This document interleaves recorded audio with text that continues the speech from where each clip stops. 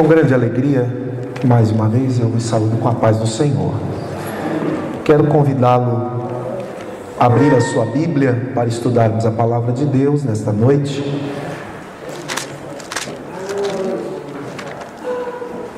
Em Apocalipse, capítulo de número 2, do versículo 1 ao versículo de número 7, onde tomaremos por base esse texto sagrado para estudarmos mais uma vez a palavra do Senhor. Hoje falaremos sobre uma mensagem do Senhor a uma das suas igrejas, das igrejas que estavam na Ásia Menor. Apocalipse, capítulo de número 2, do versículo 1 ao versículo de número 7. Diz assim a palavra do Senhor: escreve ao anjo da igreja que está em Éfeso: isto diz aquele que tem na sua destra as 7 estrelas, que andam no meio dos 7 castiçais de ouro. Eu conheço as tuas obras, o teu trabalho e a tua perseverança, e que não podes suportar os maus, que pusestes à prova os que dizem ser apóstolos e não são, e tu o achastes mentirosos, e sofrestes. Tem paciência, trabalhastes pelo meu nome e não te cansastes. Tenho, porém, contra ti que deixastes o teu primeiro amor. Lembra-te, pois, de onde caístes. Arrepende-te e pratica as primeiras obras, pois senão, brevemente a ti virei, e tirarei o seu lugar e o teu castiçal, se não te arrependeres. Tens, porém, isto, que odeias as obras dos nicolaítas, as quais eu também aborreço. Quem tem ouvidos, ouça o que o Espírito diz às igrejas. Ao que vencer, dar-lhe-ei de comer da árvore da vida, que está no meio do paraíso de Deus. Quantos podem dizer amém? Esse texto nesta noite serve para a gente refletir sobre uma das mensagens que o Senhor deixou para a sua igreja. Quem já teve a oportunidade de congregar numa igreja, mudar para outra, talvez saiba muito bem que nos nossos dias, congregar num lugar onde se leva a sério o Evangelho de Cristo é quase que uma raridade, devido à falta de compromisso que muitas igrejas e os seus respectivos líderes têm com a palavra de Deus. E olhando para o nosso tempo presente, nem sempre um templo bonito é sinônimo de igreja com qualidade. Nem sempre uma igreja pequena também é sinônimo de humildade. Existem muitas igrejas hoje que são igrejas denominadas como igrejas mortas, onde o povo está morto. O povo está definhando devido à falta de ensinamento e de exposição da palavra de Deus. E nós precisamos cada dia sermos seletivos, sermos cuidadosos para entender se o lugar que nós estamos verdadeiramente tem compromisso com a palavra de Deus. E é importante nós observarmos que Muitas igrejas hoje, elas são eminentemente atrativas. Por quê? Porque elas se tornaram centros de atração, mas não pela palavra de Deus, mas pelo entretenimento, pela sua forma muitas vezes administrativa, os eventos que ela produz, o marketing que é muito bem feito, que não é de todo negativo, é importante tê-lo, mas o maior atrativo da igreja não pode ser essas coisas. Ainda deve ser a palavra do Senhor e o Senhor da palavra. Isso é o que deve nos levar a servir a Deus num lugar. Recentemente alguém me confidenciou, na verdade ontem, conversando comigo, que alguém foi recebido numa igreja e perguntou assim: por que você está sendo recebido aqui? Por que você está vindo para cá? Eu estou vindo porque o estacionamento é bem amplo, eu posso estacionar meu carro. Que motivação fantástica! Isso é tudo para a vida de um cristão. É melhor a gente ser dono de um estacionamento, Dá para a gente pôr muito mais.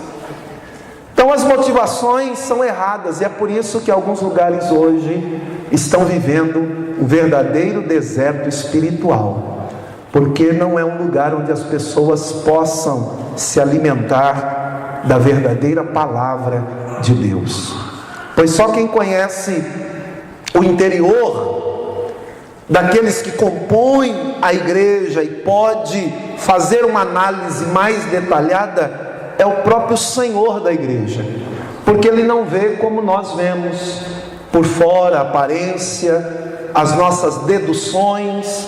A gente conhece as pessoas por aquilo que a gente consegue perceber, mas Deus conhece cada um de nós, cada um daqueles que fazem parte da sua igreja profundamente, porque Deus, além de fazer uma análise profunda, nos conhecendo por completo, Ele também é capaz de fazer uma verdadeira radiografia do estado da nossa alma, do nosso ser. E diante disso, é importante entender que Deus não analisa uma igreja só no âmbito coletivo, mas Deus também faz uma análise individual de cada um de nós. E diante disso, o texto bíblico em que li de Apocalipse, o verso 7 vai dizer: quem tem ouvidos, ouça o que o Espírito diz às igrejas.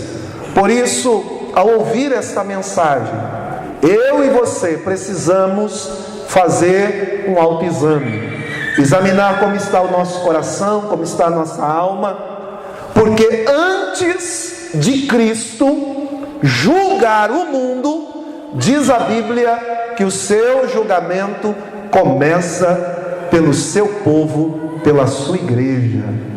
E isso é muito sério.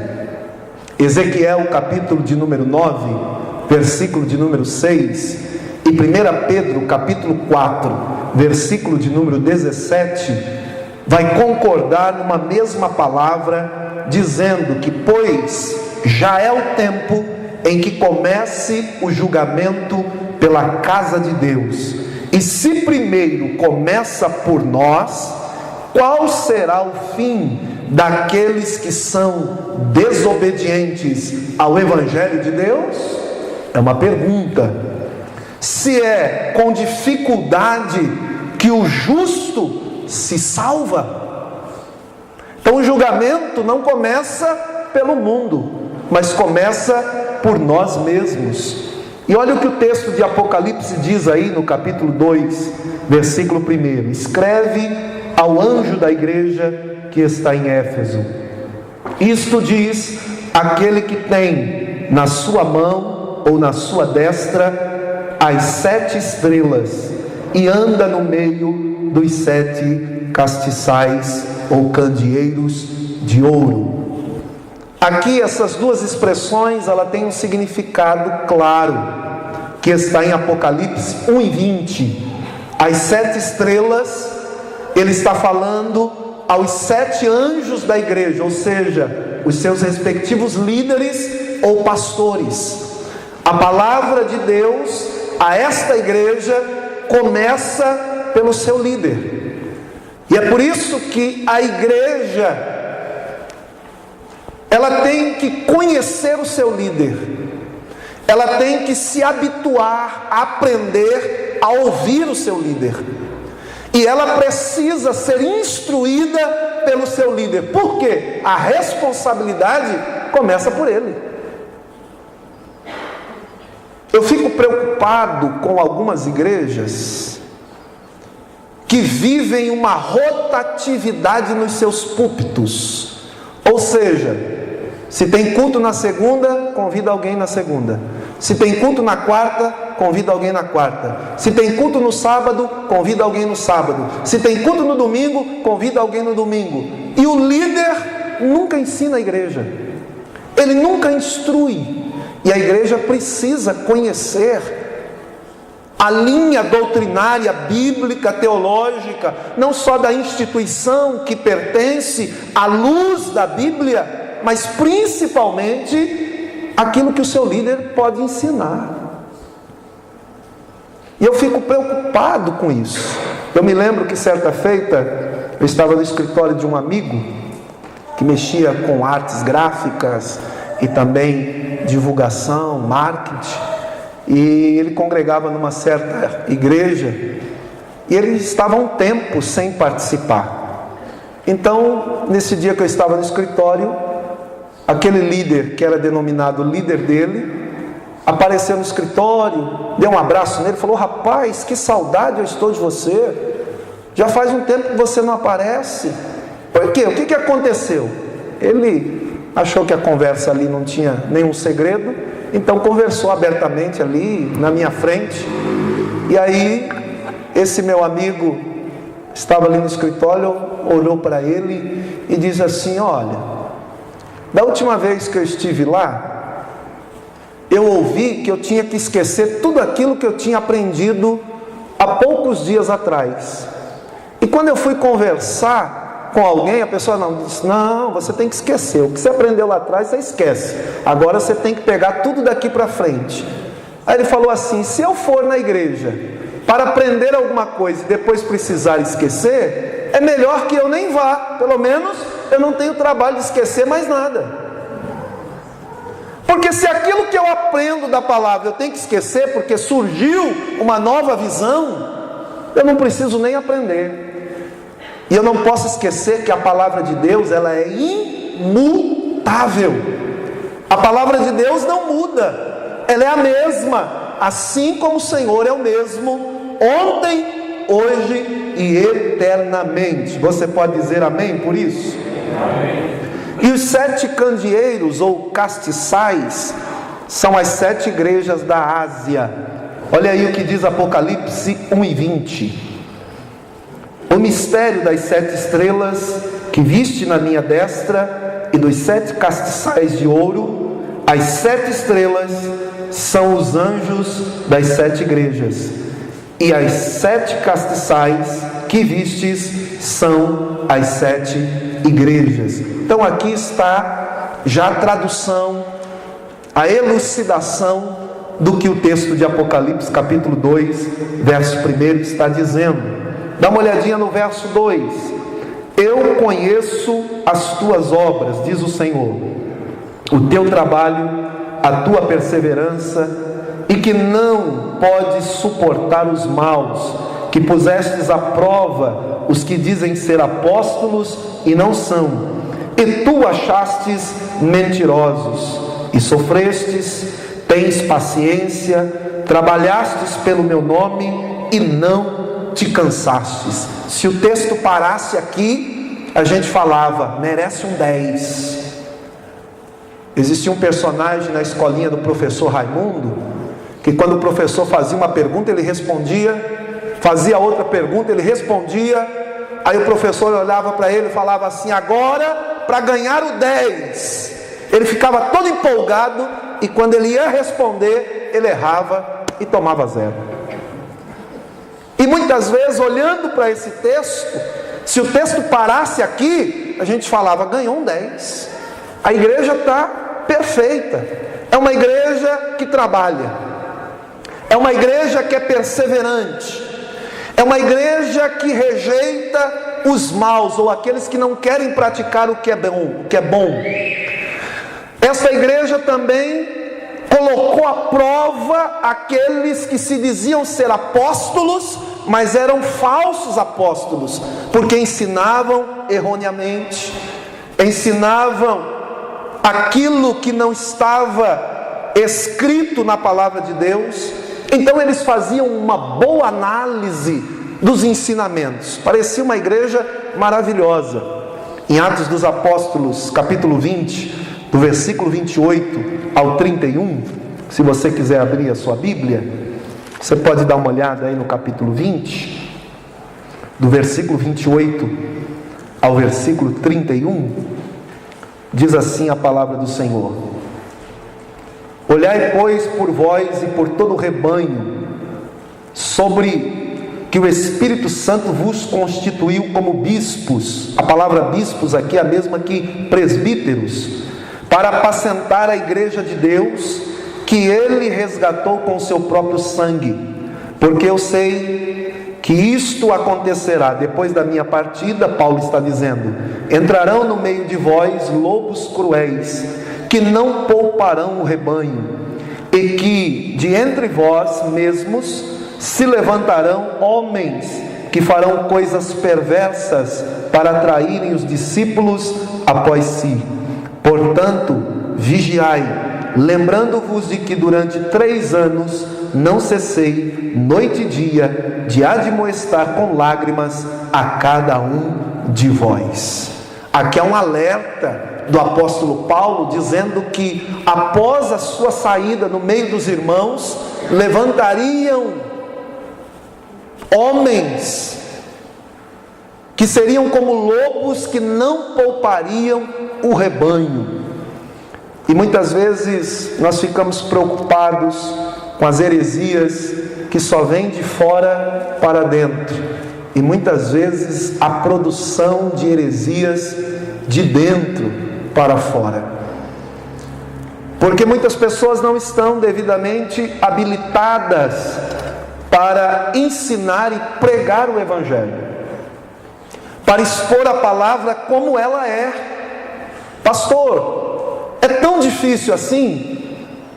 Na verdade, existe muita coisa simples no Evangelho para você dar testemunho da sua fé, dizer aquilo que Jesus fez na sua vida, mas ser um expositor da palavra, ser um pregador da palavra, exige-se muito mais dedicação, ensino, preparo. Por quê? Porque nós não estamos ensinando uma receita de bolo, nós não estamos ensinando uma historinha que a gente encontrou num livro ou um conto. Nós estamos ensinando a palavra de Deus, uma palavra que tem implicâncias para a vida eterna das pessoas.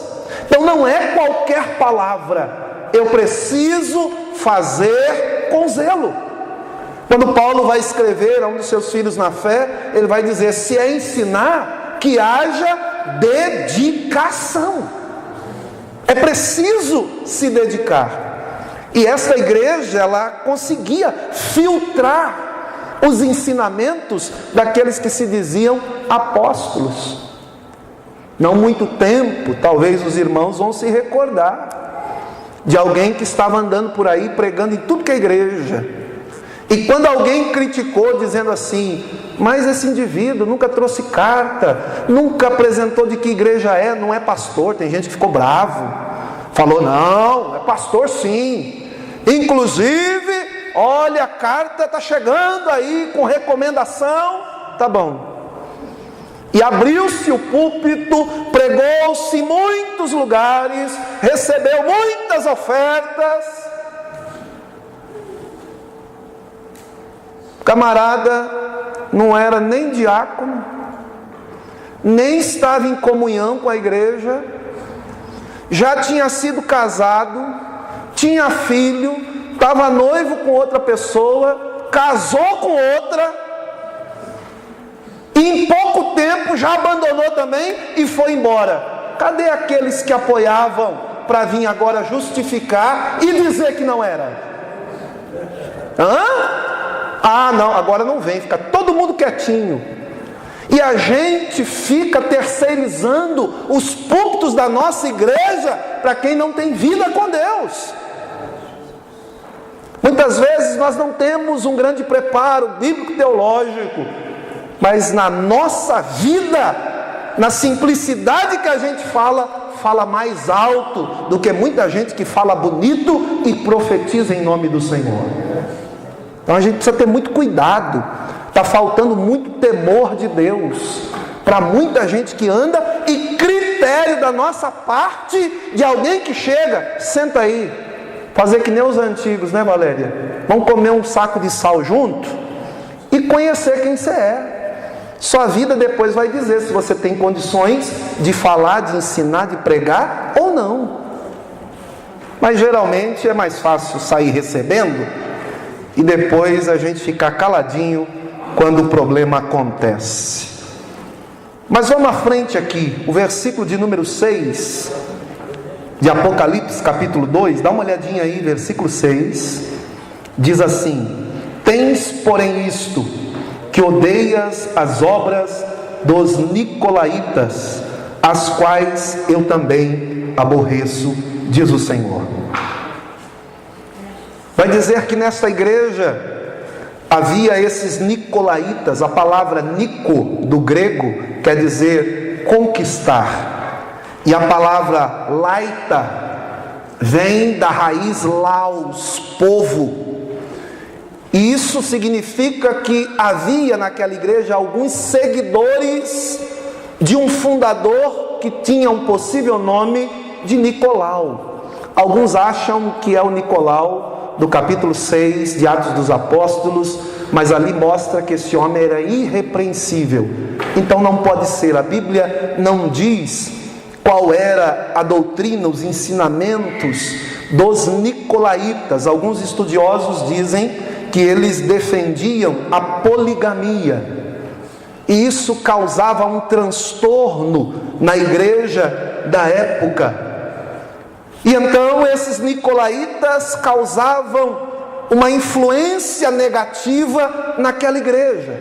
Mas diz o texto que a igreja conseguia perceber esta falsa doutrina, estes hereges, falsos mestres, e aborrecê-los, rejeitá-los, assim como o Senhor rejeitava. Parece que está tudo ok, mas de repente a gente olha para o verso de número 4 e a gente vê o que o Senhor diz a esta igreja: tenho, porém, contra ti que deixaste o primeiro amor.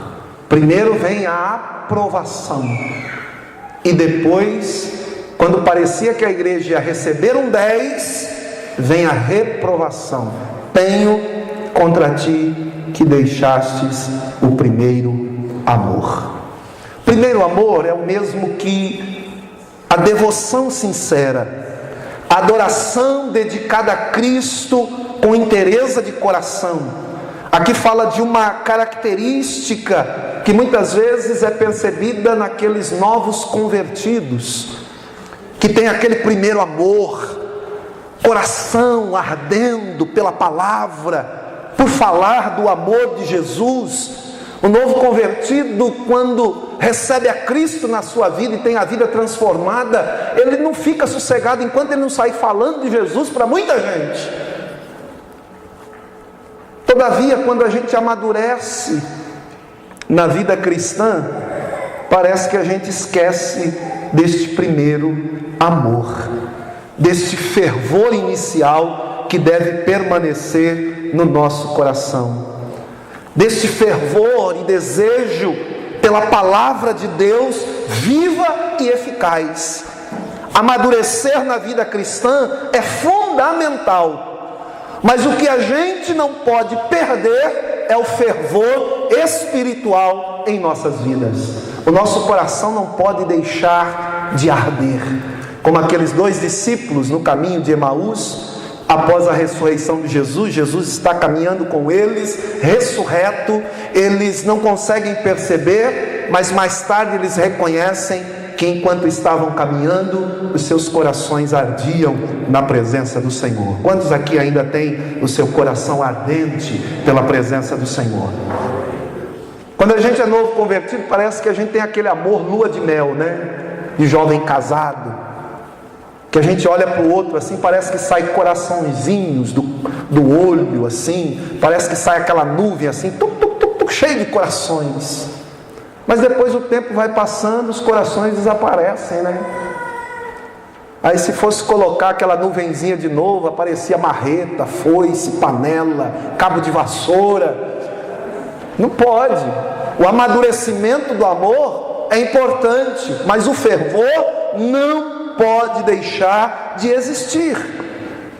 E aí você pode perguntar: pastor, como então restaurar, como recuperar o primeiro amor? É possível voltar ao primeiro amor? Como a letra daquela canção diz: quero voltar ao início.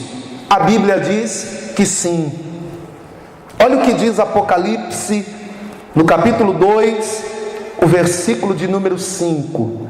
O Senhor dizendo a esta igreja de Éfeso: lembra-te, pois, de onde caístes, arrepende-te e pratica as primeiras obras, pois senão, brevemente a ti virei e tirarei o seu lugar e o teu castiçal, se não te arrependestes. O que ele diz aqui para nós?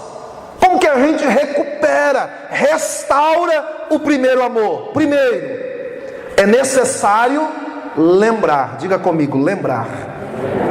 Aqui o verbo lembrar é uma lembrança não do passado, algo vago, mas é algo que está constantemente na nossa mente. Uma lembrança contínua das verdades outroras aprendidas e recebidas do Senhor. Ele diz: lembra-te de onde caístes. Lembra de quando você caiu, como você era antes disso. Lembre-se de como você servia ao Senhor no passado.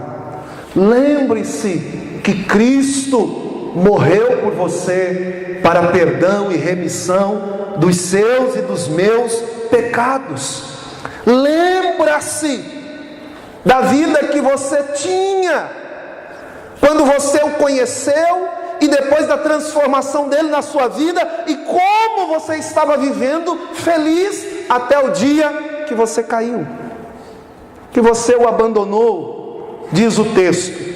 Então a primeira coisa para recuperar o primeiro amor é lembrar de onde nós caímos. Segundo, o texto diz que é necessário arrepender-se. A palavra arrepender ou arrependimento vem da palavra metanoia, mudança de mente, transformação. Atos 3:19 vai dizer: arrependei-vos e convertei-vos, para que sejam apagados os vossos pecados e venha sobre vós um tempo de refrigério para as vossas almas pela presença do Senhor. É necessário arrepender e se converter. Arrepender é confessar, reconhecer que erramos, que falhamos. Quando nós temos esta atitude, a Bíblia nos deixa bem claro que as mãos do Senhor estão estendidas para nos levantar, para nos ajudar e para nos perdoar. Não basta saber que precisa mudar, é preciso querer mudar. Vou repetir: não basta saber que é preciso mudar, é preciso querer mudar.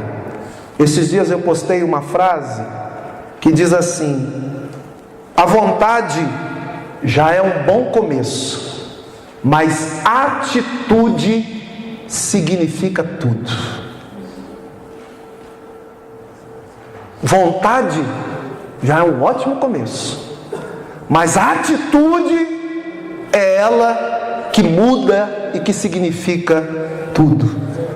Então nós precisamos ter atitude, não só estar informado desta verdade, que precisamos mudar e nos arrepender. Terceiro, é necessário voltar a praticar as primeiras obras. Isso indica que nós precisamos ser restaurados à comunhão com Deus e à intimidade com Deus. Esta intimidade e comunhão que muitas vezes foi quebrada pelo pecado, outras vezes pelo nosso ativismo religioso desenfreado, pela nossa displicência e desânimo espiritual, falta de percepção, de discernimento, e isso fez com que nós nos esfriássemos na fé, que apagasse o fogo do nosso altar. E isso vai fazendo com que a gente se distancie do Senhor. E o texto diz que é necessário a gente voltar a praticar as primeiras obras. Fala de restauração dos fundamentos, princípios da nossa fé. Ou seja, é necessário eu e você, para ter uma vida cristã, mantendo o primeiro amor na nossa vida, orarmos a Deus, termos uma vida de oração. Paulo vai dizer que nós devemos orar sem cessar. A nossa vida deve ser uma verdadeira oração. 2, devemos ler e meditar na palavra de Deus. Devemos aprender a palavra continuamente, porque é esta palavra que irá nos trazer para o caminho correto quando estivermos nos desviando. Mas se nós não estudarmos a palavra, não lermos a palavra, não meditarmos na palavra, será impossível sermos alertados que estamos errando o caminho. Por isso que quando a gente lê a palavra tem poder de nos corrigir, ela tem poder de nos exortar, ela tem poder de nos consolar, ela traz edificação e vida para o nosso coração. E mais do que um líder que tem a responsabilidade de meditar, de estudar, de debruçar na palavra para expô-la com qualidade, todos nós precisamos fazer isso. Algumas pessoas dizem assim: eu não vou estudar a palavra porque eu não vou ser obreiro, eu não vou ser líder de nada. Mas você precisa estudar e ler a palavra como um cristão, porque se a palavra é sua regra de fé e prática, como você vai seguir alguma coisa e praticar alguma coisa que você não conhece? Então é preciso estudar a palavra, sim ou não? É preciso amar a palavra. E se eu perguntar aqui, quantos aqui já leram a Bíblia pelo menos uma vez? Algumas pessoas vão dizer assim: ainda não consegui. Quanto tempo de fé? 30 anos. Olha, acho que vai precisar de mais uns 30 para terminar, né? Quando você pode ler a Bíblia no período de 1 ano, se você fizer um planejamento. Se você não tem uma disciplina, um hábito de leitura, você pode todo dia ler um pouquinho da Bíblia, e no final do ano você consegue ler toda a Bíblia. Na igreja que eu pastoreava antes de vir para cá, nós lançamos por alguns anos consecutivos alguns desafios para os irmãos de leitura bíblica, e foi muito prazeroso ver os irmãos concluir a leitura da Bíblia no final do ano, e nós então presenteávamos com um certificado, orávamos com a igreja agradecendo por esse feito, porque em nossos dias ler a Bíblia pelo menos uma vez é um feito com essa correria, sendo que muitas vezes passamos horas na internet, no celular, no WhatsApp, Nós vamos para todos os lugares carregando o nosso aparelho e muitas vezes ficamos ali horas a fios e não conseguimos dedicar um pouco de tempo à leitura e à meditação da palavra de Deus. Portanto, eu quero convidá-lo a voltar a esta prática, se um dia você teve, e se nunca teve, que você comece a praticar agora a leitura e a meditação na palavra de Deus, que ela trará vida à sua vida e glorificará o nome santo do Senhor. Precisamos reservar um tempo de qualidade para consagrar a nossa vida a Deus. Temos tempo para tudo e muitas vezes não reservamos um tempo com qualidade para o Senhor. Corremos demais com trabalho para conseguir uma casa, um carro, ter um dinheiro, fazer uma viagem, ir para o litoral, passar uma semana, 15 dias. Mas a gente nunca faz um programa para servir melhor a Deus, para se dedicar mais ao Senhor, para reservar um período. Eu raramente vi alguém falar assim: olha, tirei férias e nessas férias eu vou me dedicar ao Senhor. Não, geralmente eu tirei férias, 30 dias, vou para a praia, vou para Campo do Jordão, vou para Monte Verde, vou para outros lugares para passar um tempo e descansar. Mas a gente nunca reserva um tempo de qualidade para servir ao Senhor. Claro, eu digo isso com as exceções que existem, graças a Deus que existe, mas na sua maioria isso não é uma verdade. Pessoas que reservam tempo com qualidade para servir e consagrar a sua vida ao Senhor. Tempo para se dedicar às coisas sagradas. Certa feita eu vi uma ilustração de um escritor e ele estava mostrando, comparando a nossa vida aqui com a nossa vida eterna. E ele pegou uma corda e na ponta dessa corda ele pintou um pedaço assim de amarelo, e esse pedaço de amarelo ele diz: isso aqui é a nossa vida aqui na terra. Pedaço desse tamanho, e ele dizendo: e essa é a vida que nós nos dedicamos tanto a ela. E depois ele pegou o resto da corda, que era infinito, e ele diz: isso aqui é a nossa vida eterna. Quanto tempo a gente se dedica para alcançá-la? Se é mais vida do que a vida que nós temos aqui, e a gente precisa pensar nisso. Se aqui é esse período de tempo curto e vai passar, qual investimento eu tenho feito para alcançar a vida eterna?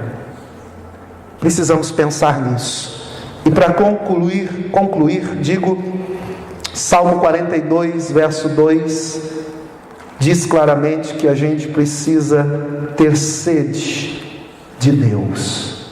A minha e a sua alma precisa ter sede do Senhor. Tem dia que nós estamos tão cansados que dá vontade da gente chegar em casa e desmaiar. Principalmente se é dia de culto, a gente fala: ai, não vou, não dá, estou cansado. Tem aquele dia que parece que a gente está se arrastando, o corpo está mole, e a gente fala: ah, não vou não. E você pensa também que não tem dias que a gente se sente assim? Mas quando a gente se levanta e diz: não, eu vou servir ao Senhor, eu vou adorar a Deus, a gente chega aqui e tem a vida renovada, a gente tem a vida revigorada, e a gente sai daqui dizendo que valeu a pena estar na presença do Senhor, adorando o seu nome. Por mais que o corpo esteja cansado, o Espírito Santo renova as nossas vidas. Quantos aqui querem ser renovados para a glória do nome do Senhor?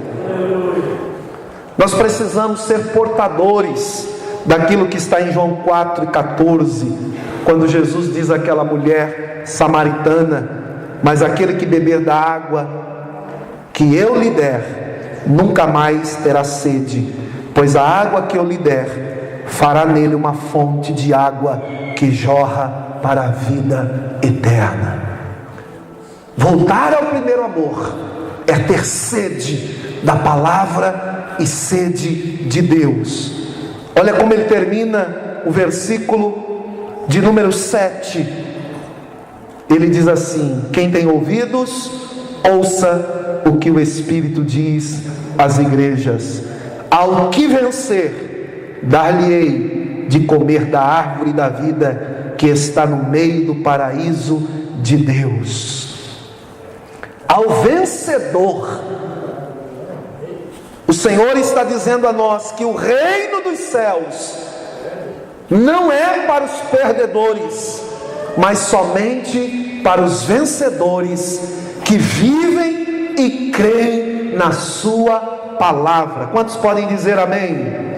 É esta mensagem de Deus para nós nesta noite. Que Deus nos ajude a voltarmos ao primeiro amor, a restaurarmos o primeiro amor em nossas vidas e sermos uma igreja que agrada ao nosso Deus. Curva a sua cabeça. Senhor meu Deus e Pai, em nome de Jesus te damos graça pela oportunidade de aprendermos a tua palavra. E se há alguma coisa em nós que tem impedido servirmos ao Senhor melhor, fazer a sua vontade, que o Senhor venha corrigir as nossas vidas, que o Senhor venha trabalhar em nosso coração e que nós possamos, Senhor, novamente lembrar de onde caímos, nos arrepender e voltar à prática das primeiras obras, para que possamos viver para a glória e louvor do teu nome. Amém e amém.